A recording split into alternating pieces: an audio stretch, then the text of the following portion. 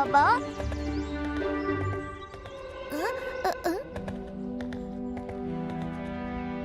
शायद जल्दी में होंगे।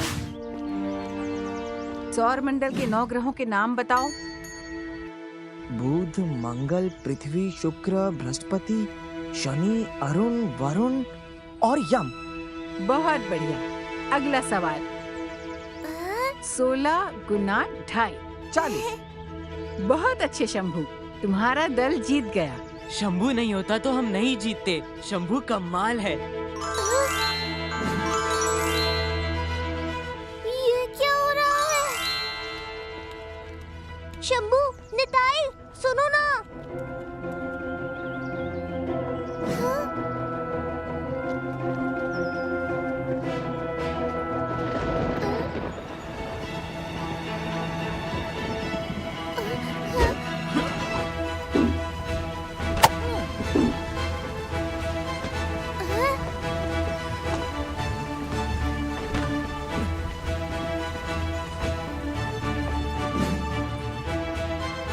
अरे रुको, आपका सामान। क्या हुआ बड़े पंडा जी? बेटा, एक भक्त अपना सामान मंदिर में भूल गया है। मैं दे आता हूँ। पुरी का सबसे प्यारा बच्चा है ये। जगन, अब यहाँ कोई नहीं फिसलेगा। सच में पुरी का सबसे होनहार बच्चा है तू। जगन, जगन सुनना। ये सब क्या हो रहा है? कोई मुझे देख नहीं रहा, सुन नहीं रहा। गरुड़, आप मुझे देख सकते हो? गरुड़, ये क्या हो रहा है? जो कल हुआ वही सब वापस हो रहा है, पर वहाँ मैं नहीं हूँ। कोई मुझे देख नहीं पा रहा, जगन तक नहीं। भगवान सबको देखते हैं, बस हमारा अभिमान उन्हें हमसे दूर कर देता है। एक बार मुझे भी अभिमान हो गया था, तब भगवान ने मेरे साथ भी ऐसी ही लीला की थी। मेरा मान भंजन किया था। क्या किया आपने उन्हें मनाने के लिए? बलराम, मैंने कुछ नहीं किया। जो किया भगवान के परम भक्त हनुमान जी ने किया। उन्होंने मुझे स्मरण दिलाया, जो गति है, जो शौर्य है, वो सब प्रभु के प्रताप से है। हनुमान जी ने भीम का भी मान तोड़ा था ना? हाँ, क्योंकि वो भक्त शिरोमणि हैं और उन्हीं के रास्ते पर चलकर तुम्हें तुम्हारे प्रभु फिर से मिल सकते हैं। कैसे? बताइए ना। हनुमान जी के 2 गुण हैं जो भगवान को प्रिय हैं। एक तो नाम जाप और दूसरा कर्तव्य पालन। हनुमान जी कभी राम नाम लेना नहीं छोड़ते और वो अपना हर कर्तव्य पूरी निष्ठा से पूरा करते हैं। तुम्हारे पास सूरज डूबने तक का समय है। अगर तुम बात समझ गए तो सब ठीक हो जाएगा, और नहीं समझे तो तुम हमेशा के लिए अंतर्ध्यान हो जाओगे। बस हनुमान जी के रास्ते पर चलो, शायद तुम्हारा मंगल हो जाए।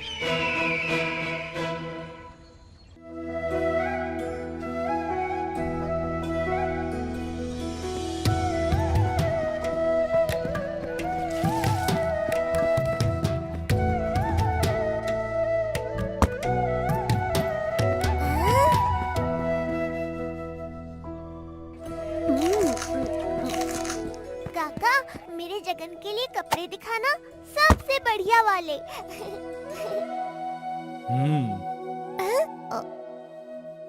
आज इतनी भीड़ क्यों है? वो व्यापारी सम्मेलन है ना पुरी में, इसलिए बहुत अतिथि आए हैं अपने यहाँ। कितना सुंदर गुड्डा।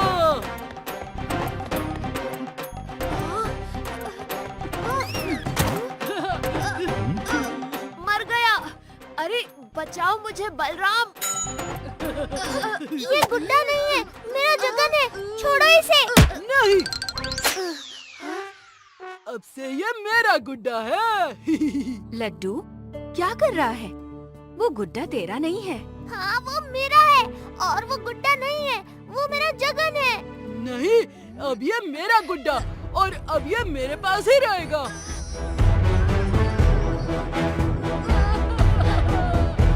बलराम, बच्चा। बचाऊं तो खुद हट जाना। ओ हाँ, लड्डू के सामने सब भूल गया मैं।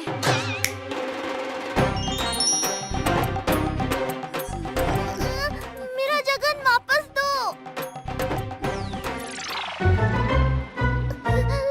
बेटा क्षमा करना, मेरा लड्डू बहुत ही उद्दंड है। मुझे मेरा जगन वापस दिला दीजिए। एक बार लड्डू को कोई चीज अच्छी लग जाती है तो वो कभी वापस नहीं देता। बेटा दूसरा ले लेना। वो हमारे अतिथि हैं और अतिथियों को देते हैं, लेते नहीं। चल भाग यहाँ से। जगन, जगन कुछ करना, जगन।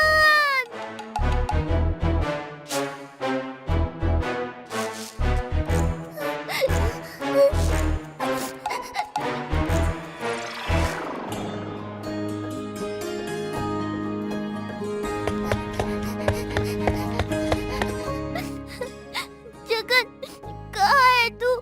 सामने क्यों नहीं आ रहा? बलराम, हर भक्त को प्रभु उसके भाव के अनुसार ही मिलते हैं। जैसे मीराबाई ने कृष्ण के गिरधर रूप को सर्वस्व अपना लिया और शबरी ने प्रभु के राम रूप में दर्शन किए। तुमने जगन्नाथ की मूर्ति को अपना मित्र मान लिया, इसीलिए जगन्नाथ प्रभु तुम्हारे मित्र बने। ना मानो तो वो बस एक मूर्ति और मानो तो वही तुम्हारा जगन। वो मेरा जगन है और मुझे अपने जगन को वापस लाना होगा। भैया, ये क्या लीला है आपकी? अगर मैं लीला नहीं करूँगा सुभद्रा,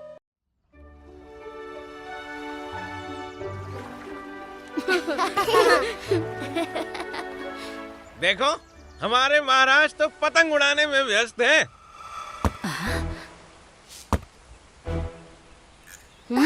हाँ हाँ, वो तो पतंग ही उड़ाएंगे, जनता जाए भाड़ में। नहीं नहीं, ऐसा मत बोलिए, हमारे महाराज बहुत अच्छे हैं। अच्छा उसके लिए बोला जाता है जो अच्छा करते हैं। महाराज कभी किसी का बुरा नहीं कर सकते, क्यों भाइयों? हाँ हाँ हाँ हाँ। देखो ये भी हमारी तरह महाराज की ही प्रजा है, इन्हें महाराज से अपनी बात कहने का पूरा अधिकार है। हाँ, और हम अपने अधिकार की बात ही कर रहे हैं, हम किसी से डरेंगे नहीं।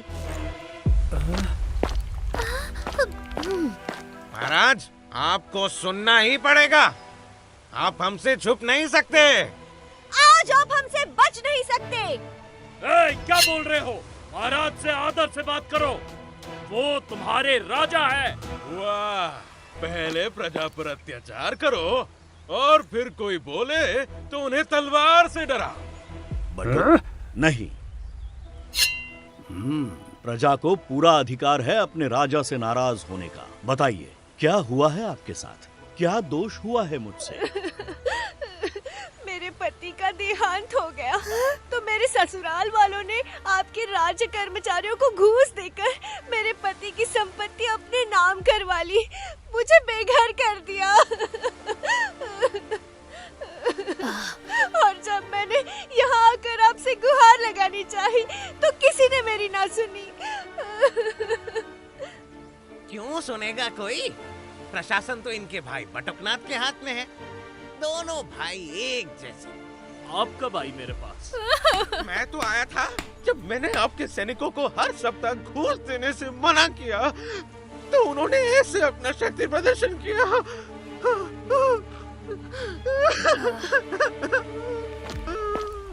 छी छी छी, मैं जब से आपके राज्य में आया हूँ मैंने बस यही देखा है, गरीब प्रजा पर अत्याचार, व्यभिचार। आपके राज्य में औरतों के साथ ऐसा भेदभाव होता है और सच बोलने वालों की ऐसी दुर्दशा। आप राजा कहलाने लायक तो कतई नहीं है। बटुक, तलवार और स्वर दोनों नीचे। हमारे राजा बहुत अच्छे हैं, आप वहाँ सुरक्षित रहेंगे। नहीं, हम यहीं पैदा हुए हैं और यहीं मरेंगे। हम पुरी में सिर्फ सच बताने आए थे और प्रभु जगन्नाथ के धाम में जल्द समाधि ले।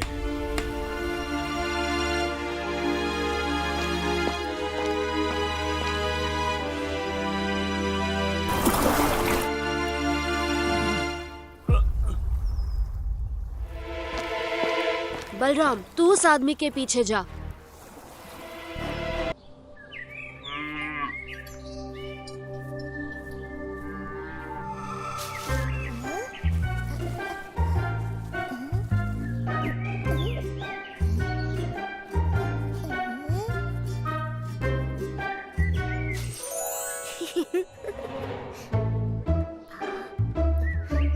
किसके पीछे पड़ा है?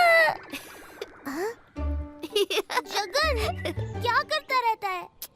डरा दिया मुझे। हाँ वो ठीक है, ये बता तू किसका पीछा कर रहा है? मदन का।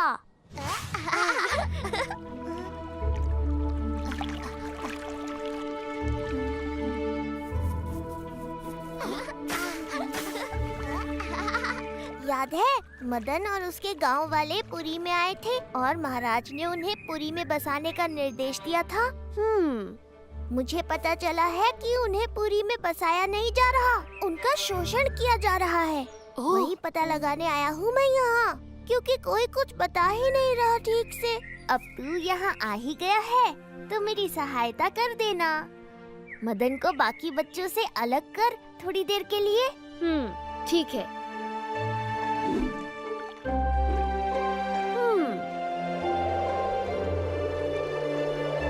लो, तेरा काम हो गया। मदन, बलराम भैया, मेरे मित्र कहाँ गए? यही है वो। अच्छा, तुम गुरुकुल क्यों नहीं आते? हाँ, तुम्हारा घर बन गया क्या?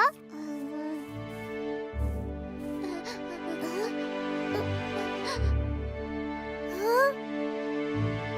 ये कैसे हुआ?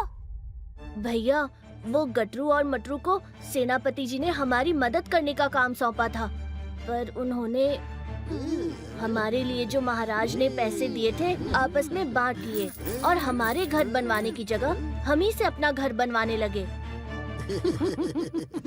अब देखो, तुम गरीब लोगों को तो गरीबी की आदत है, पर हम लोगों को ऐशो आराम की जरूरत है। इसलिए पहले तुम लोग हमारा भवन बनाओगे, उसके बाद ही अपना घर पाओगे। महीने भर से वो दोनों हम सबसे अपना भवन बनवा रहे हैं। ना हमें मजदूरी देते हैं और ना ही हम कोई दूसरा काम ले सकते हैं। गटरू मटरू दोनों कभी नहीं सुधरेंगे। हमें लगा था पूरे राज्य में आने के बाद हमारे साथ कुछ बुरा नहीं होगा। यहाँ तक कि यहाँ के महाराज अच्छे हैं, लोग अच्छे हैं, जगन्नाथ प्रभु अच्छे हैं। अच्छे हैं मदन, पर जैसे पांचों उंगलियाँ एक बराबर नहीं होती, वैसे ही बुरे लोग हर जगह होते हैं। तू चिंता मत कर, मैं महाराज को सच बताऊंगा। और नहीं भैया, आपने कुछ भी किया तो वो दोनों मेरे बाबा को और सताएंगे। बाबा ने कहा है जो भी हो रहा है हमें उसे अपनी नियति मान लेनी चाहिए।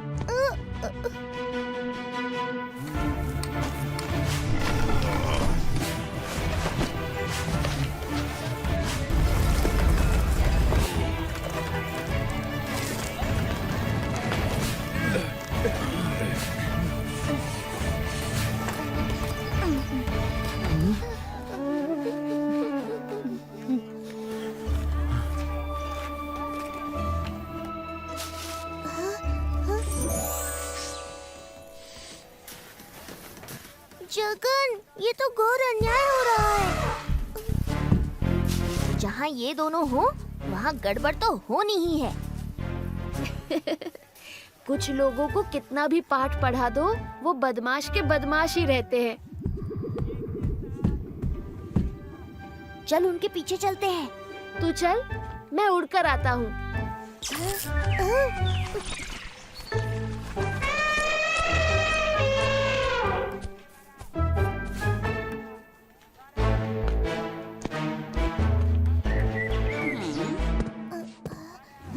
प्रणाम मान्यवर, आपसे एक विनती करनी है।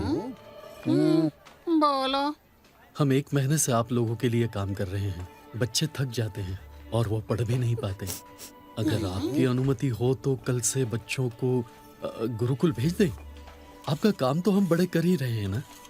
10 बच्चे अगर कल से काम पर नहीं आएंगे तो काम कैसे खत्म होगा?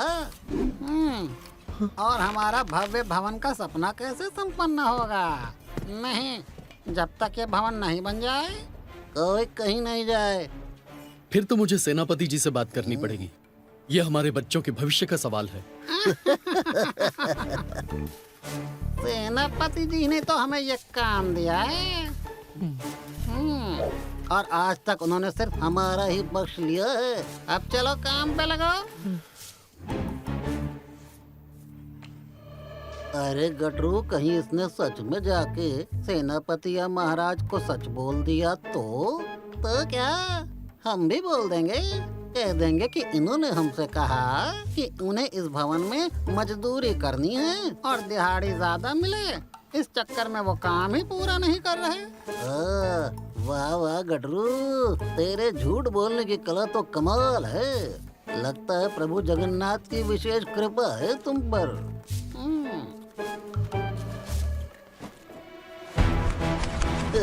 झूठ बोलने का दंड अवश्य मिलेगा।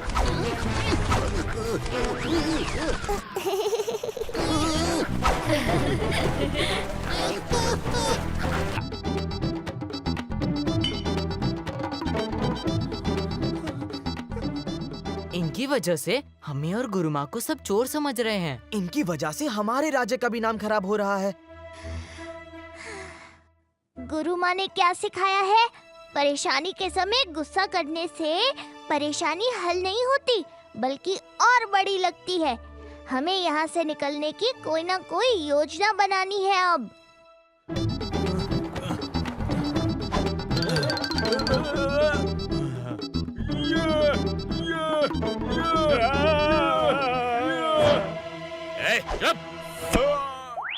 तुझे पता है ना, मुझे नाच गाना बिल्कुल पसंद नहीं। अच्छा, ये मूर्ति चोरी करने के लिए पिछले 3 दिनों से झेल रहा था मैं। क्षमा मालिक, क्षमा करो। अच्छा तो ये बात है।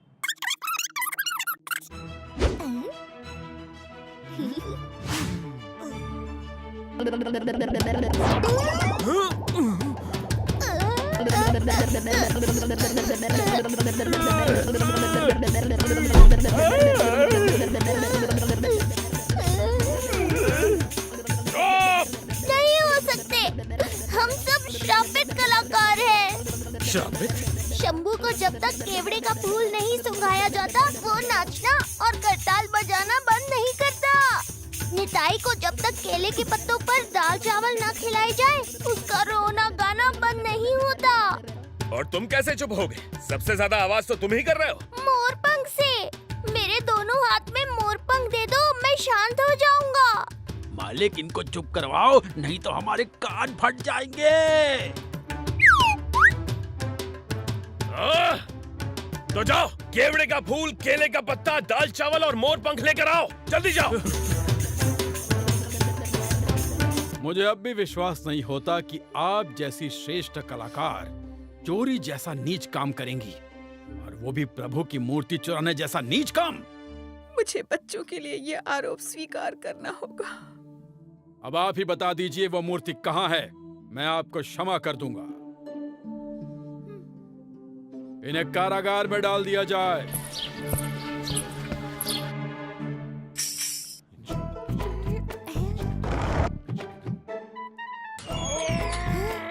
चलो चलकर गुरु माँ को बचाते हैं। गुरु माँ को बचाना है पर उनके ऊपर लगे आरोप भी मिटाने हैं। हमें ये मूर्ति मंदिर में वापस ले जानी होगी। पर इतनी भारी मूर्ति हम कैसे ले जाएंगे? अच्छे काम में भगवान भी साथ देते हैं। ये चुप कैसे हो गए? अभी दिखाता हूँ। ये लो।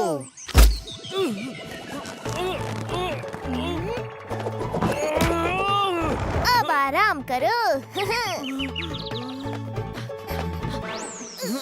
तुम बच्चे से नहीं उठा पाओगे और तब तक मेरे साथी आ जाएंगे। हमें अब अपना सामान यहीं छोड़ना होगा।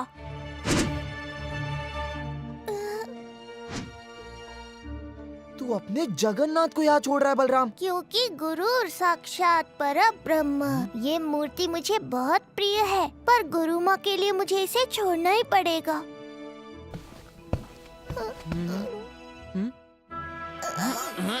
हे महादेव, इन बच्चों के लिए अपनी मूर्ति का भार थोड़ा कम कर लीजिए।